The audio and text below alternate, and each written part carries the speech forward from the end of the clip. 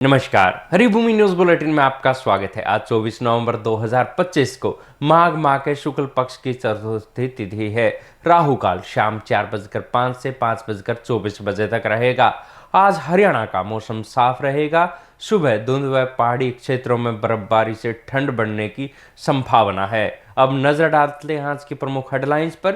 राजनाथ बोले, बॉर्डर कब बदल जाए कौन जानता है। आज सिंध भारत से अलग हो सकता है, कल वापस आ जाए। ऑपरेशन सिंदूर पर फ्रांस का पाक अमेरिका को जवाब। न कभी पाक ने बढ़त बनाई, न ही कोई राफेल गिरा। फेक न्यूज फैलाई जा रही। दिल्ली ब्लास्ट और पहलगांव हमले पर बोले शाहरुख खान, डर हमें नहीं बल्कि हम पर हमला करने वालों को लगता है। अमेरिका में 23,000 करोड़ डॉलर का ठग बना हरियाणवी कुणाल, अरबों की संपत्ति जब्त। पिता हिसार में बीमा एजेंट। आरएसएस प्रमुख मोहन भागवत बोले, धर्म के लिए लड़ना होगा। सीएम योगी बोले, धर्म परिवर्तन करना महापाप। G20 समिट में बोले पीएम मोदी, एआई का गलत इस्तेमाल समाज में विश्व के लिए बड़ा खतरा। केएल राहुल को वनडे टीम की कप्तानी, रोहित व कोहली को भी मौका।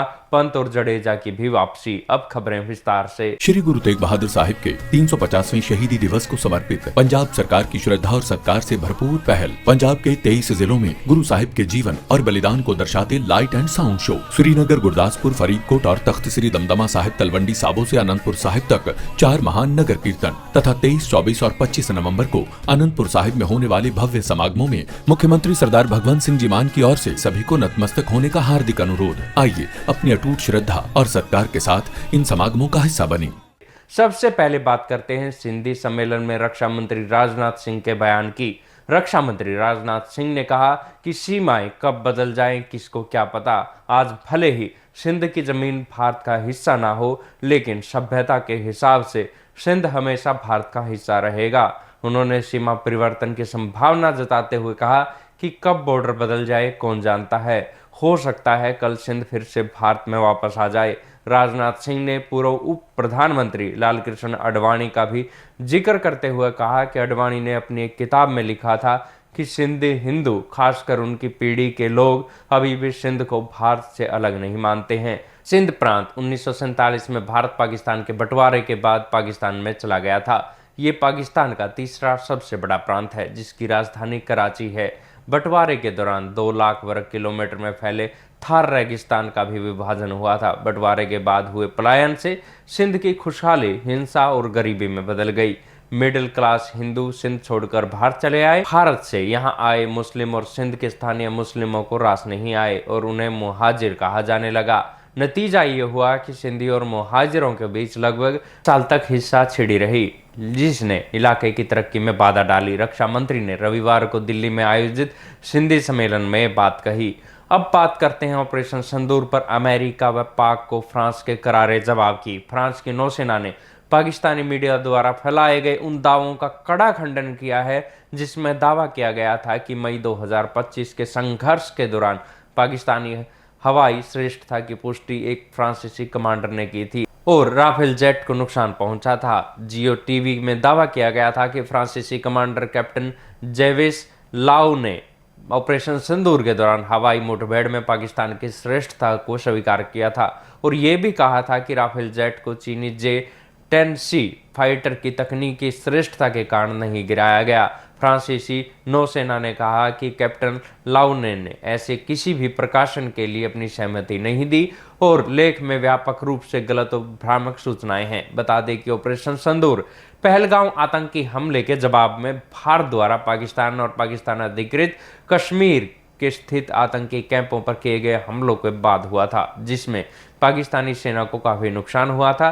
बीजेपी नेता अमित मालवीय ने इस घटना को पाकिस्तान की हताशा, गलत सूचना मशीनरी का सबूत बताया और सोशल मीडिया पर पाकिस्तानी मीडिया की कड़ी आलोचना हो रही है, जिस पर भारत के खिलाफ निराधार दावे करने का इतिहास रहा है। अब बात करते हैं फिल्म अभिनेता शाहरुख खान की। बॉलीवुड स्टार शाहरुख खान ने शनिवार को पहलगांव हमले और दिल्ली बम ब्लास्ट के शहीदों को श्रद्धांजलि देकर कहा कि जब कोई तुमसे पूछे कि तुम क्या करते हो तो सीमा पर ठोक कर कहना मैं देश की रक्षा करता हूं। पूछे अगर कोई कितना कमा लेते हो तो हल्के से मुस्कुरा कर कहना 140 करोड़ लोगों की दुआएं कमा लेता हूं। और अगर मुड़कर फिर भी तुमसे पूछे कि कभी डर नहीं लगता तो आंख में आंख डालकर कहना जो हम पर हमला करते हैं डर उन्हें लगता है। शाहरुख खान ने शहीदों के परिवारों को सलाम करते हुए कहा कि जंग में वो जो थे लेकिन लड़ाई आपने भी लड़ी।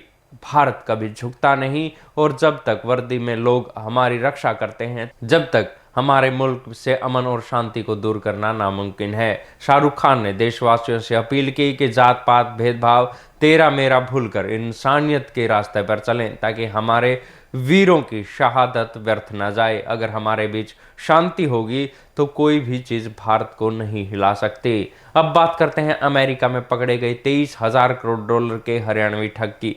हिसार का कुणाल मेहता अमेरिका में 23,000 करोड़ डॉलर का अंतर्राष्ट्रीय ठग बन गया।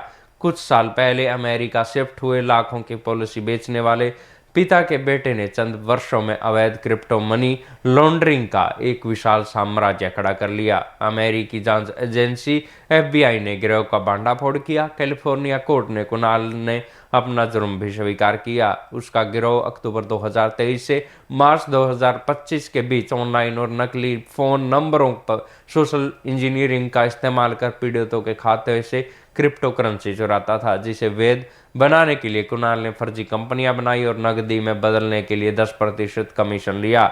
उसने 2.5 करोड़ डॉलर से अधिक की चोरी की क्रिप्टो करेंसी को वैध बनाया। इस काले धन से अपने लाइफस्टाइल को चरम पर पहुंचा दिया। वो सोशल मीडिया पर प्राइवेट जेट और करोड़ों के विला का प्रदर्शन करता था। FBI ने कुणाल की अरबों की संपत्ति जब्त की है, जिसमें 28 महंगी कारें, 7 लैम्बोर्गिनी, 3 फरारी और 1 रोल्स रॉयस शामिल है। अमेरिका में कुणाल को दोषी ठहराए जाने के बाद अब हरियाणा में भी एजेंसी उसके परिवार व उससे जुड़े लोगों की जांच कर रही है। अब बात करते हैं RSS प्रमुख मोहन भागवत की। RSS प्रमुख मोहन भागवत ने रविवार को लखनऊ में मुख्यमंत्री योगी आदित्यनाथ के साथ मंच साझा किया। RSS प्रमुख ने कहा कि विदेशी आक्रमणकारियों ने भारत के स्वर्णिम इतिहास को तोड़कर हजारों साल तक हमारे धार्मिक स्थल नष्ट किए। उन्होंने जोर दिया कि जब तक राम मंदिर का ध्वज फहरा जाने वाला है तो हमें धर्म की रक्षा के लिए लड़ना होगा। विश्व भारत की स्थापना केवल गीता से ही संभव है। उन्होंने असमंजस में फंसी आज की दुनिया की तुलना महाभारत में अर्जुन के मोह में फंसने से करते हुए कहा कि इसमें हमें गीता ही सही दिशा दे सकती है। उन्होंने सभी देशवासियों से राष्ट्र की सेवा करने का आह्वान किया। उत्तर प्रदेश के मुख्यमंत्री योगी आदित्यनाथ ने कहा कि विदेशी डेवलपमेंट अक्सर RSS के संगठनात्मक बल और संघ के कामकाज के बारे में पूछते हैं। RSS सामाजिक सहयोग से चलने वाला संगठन है, ये विदेशी फंडिंग से नहीं चलता। योगी ने धर्म परिवर्तन को महापाप बताते हुए कहा कि हमें लालच में अपना धर्म नहीं बदलना चाहिए, अपने धर्म में मरना अच्छा है। भारत ने पूरी धरती को धर्म क्षेत्र माना है। उन्होंने कहा कि भारत ने कभी भी अपनी श्रेष्ठता का डंका नहीं पीटा। सनातन धर्म ने हमेशा सामने वाले की मदद की। अब बात करते हैं G20 शिखर सम्मेलन की। दक्षिण अफ्रीका के जोहान्सबर्ग में आयोजित G20 सम्मेलन में प्रधानमंत्री नरेंद्र मोदी ने AI के ग्लोबल खतरे से विश्व के देशों को आगाह किया। रविवार को तीसरे सेशन में मोदी ने कहा कि AI के गलत इस्तेमाल दुनिया के लिए खतरा है। डीप फेक, वीडियो, ऑडियो अपराध और आतंकवाद में AI का इस्तेमाल बहुत खतरनाक है और अगर अभी कदम नहीं उठाए गए तो ये समाज के लिए बड़ी समस्या बन सकता है। सभी देशों ने मिलकर निगरानी, सुरक्षा और पारदर्शिता पर आधारित एक मजबूत कॉम्पैक्ट बनाने की अपील की। इससे पहले मोदी ने X पर जानकारी दी कि G20 शिखर सम्मेलन की बैठक अच्छी रही। PM मोदी ने जोर दिया कि संयुक्त राष्ट्र जैसे वैश्विक संस्थानों में सुधार अब वैकल्पिकता नहीं बल्कि जरूरत है, क्योंकि ये संस्थाएं 21वीं सदी की वास्तविकता से बहुत दूर है। उन्होंने आतंकवाद के खिलाफ तीनों देशों को समन्वय बनाए रखने और तकनीक का इस्तेमाल मानव विकास के लिए करने हेतु डिजिटल इनोवेशन अलायंस की शुरुआत का आह्वान किया। और अंत में बात करते हैं दक्षिण अफ्रीका के खिलाफ वनडे टीम की।